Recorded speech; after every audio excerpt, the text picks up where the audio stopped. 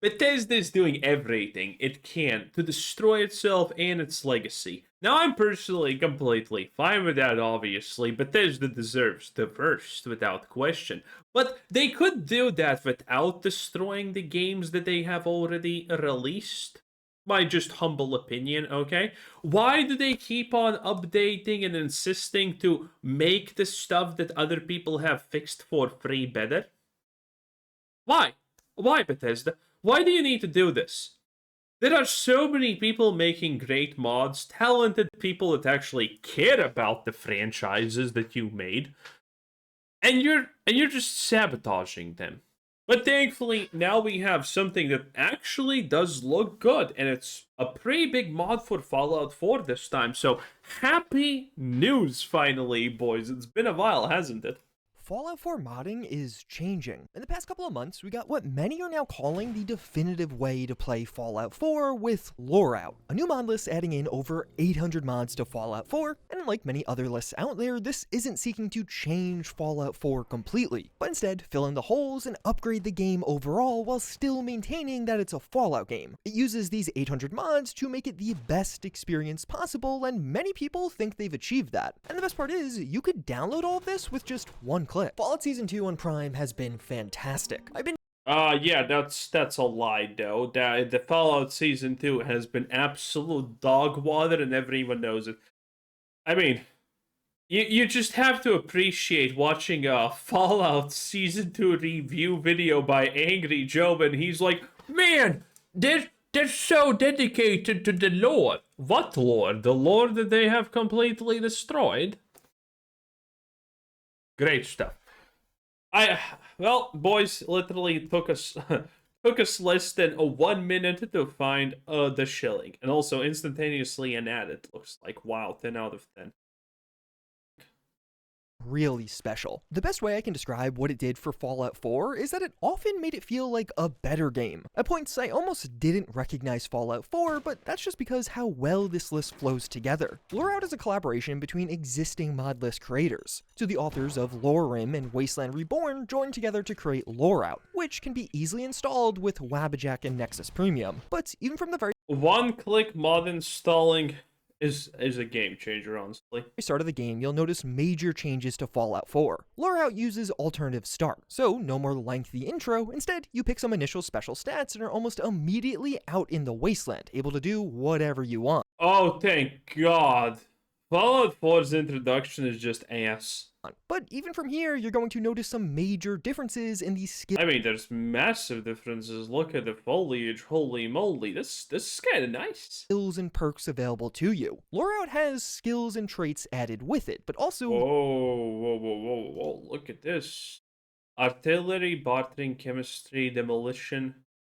You'd think artillery and demolition would be the same. Engineering, fitness, gambling, gunsmithery?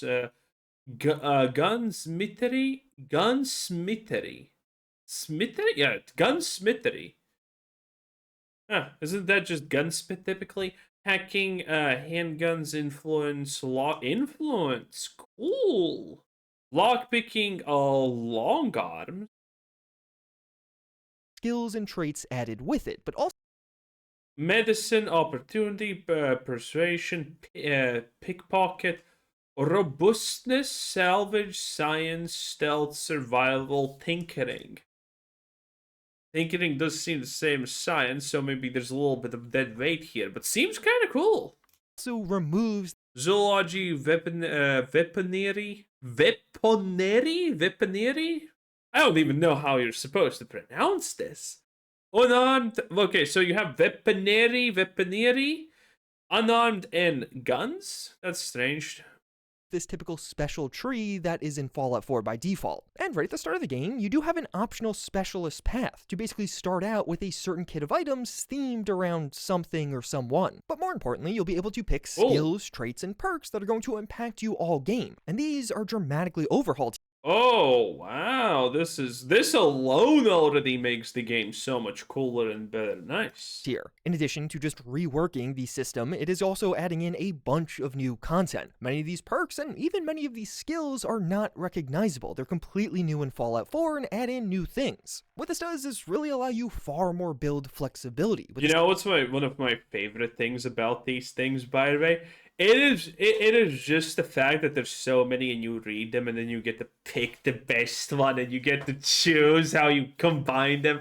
Oh, this alone just proves how much superior Fallout New Vegas obviously turns into a Fallout New Vegas is the best Fallout 3. And I mean, are you new here? Because that's what it always turns to.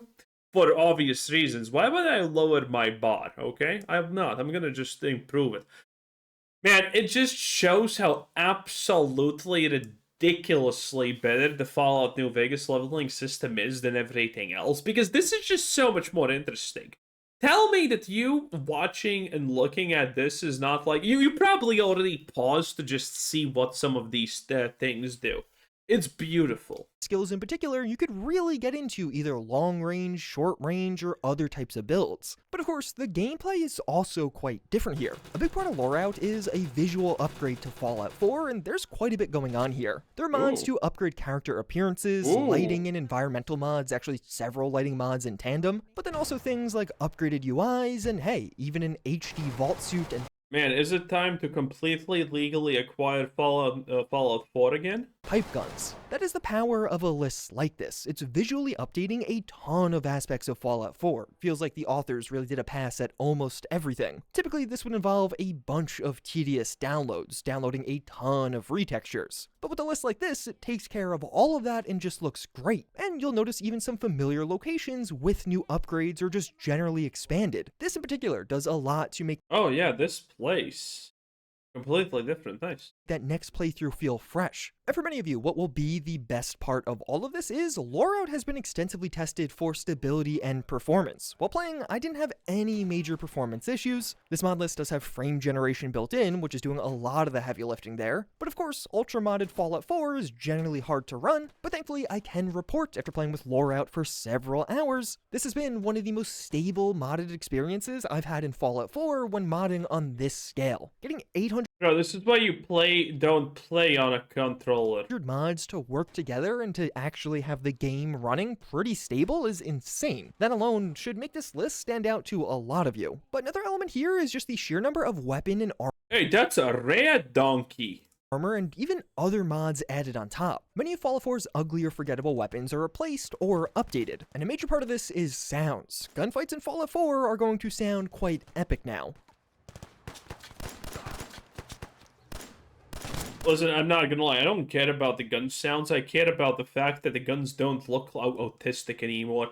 I don't want a gun that's made from a random quadratic block here and then there's a round part I want realistically looking guns, or at least partially realistic, not whatever the hell someone on Met designed for Fallout 4.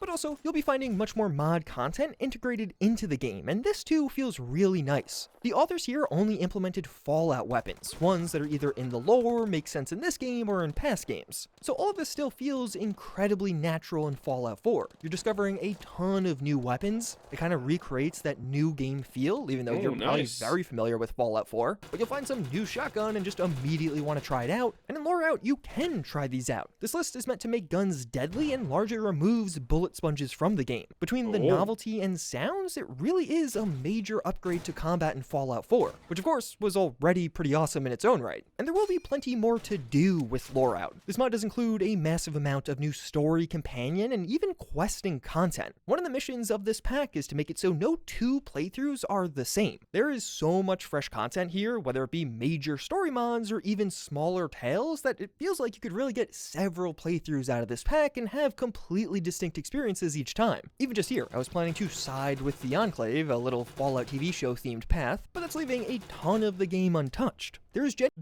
the Enclave is literally the correct choice, okay? Why aren't the Enclave the obvious good guys, the good guys in Fallout? genuinely so much content here, and I think it's easy to see now why Loreout has really become a lot of people's favorite way to play Fallout 4. When it comes to mod lists overall, if you're looking for a heavier modded experience, Loreout is the de facto answer now. But if you are looking for some standalone mods, Fallout 4 did just get one of its best and most anticipated weapon mods ever. This past Christmas, as a part of Merry Modding Days, a month-long fan activity of mod releases, we got the Service Rifle and Assault Carbine, adding in some of the most iconic weapons from Fallout New Vegas into Fallout 4, and just this past week the mod got a giant update. It was upgraded even further and now includes the Marksman Carbine. So basically... Oh, so that's it? Wow, okay, kind of.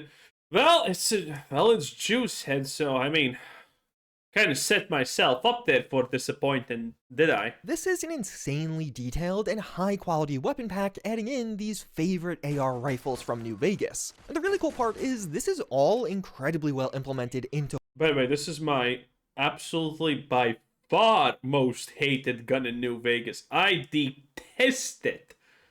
Fallout 4. If you want, you could just recreate the service rifle as a platform from New Vegas, adding in your own mods on top of it. But with this, they clearly designed it so there's going to be lower tier makeshift variants that just aren't as good here, as well as higher tier upgraded variants that have a lot more customization. This mod includes over 100 attachments that you can mix and match between these rifles. But the service rifle really finds itself as the early to mid-game semi-auto rifle in Fallout 4, and each of these new weapons is implemented into the level list so enemies use them too. And this is thoughtfully distributed. It's not like all of the weapons are just added to all of the enemies. The various models go to where they are most fitting and appropriate. Because we also do have the Assault Carbine, this being the automatic and more CQB focused brother of the service rifle. It honestly has all of the same major features going for it. You can recreate the New Vegas version, or hey, update it for Fallout 4 with a different caliber type, or even just something odd entirely. Okay, we get it. That's pretty cool, honestly. The gun mods, you know, some people who are very into them, they always do make a good job, honestly. So, you know, props for them for doing a good job. Because, again, most of the standalone gun mods are actually very well done for the most part. There are some baddies, but, you know, who cares? Most of them are good. But I mean, the whole but this just seems so good. Honestly, I'm not gonna lie, boys. In any case, that was Juicehead. Finally, some good Fallout news. I'm honestly impressed. I didn't think the day will come. Bye bye.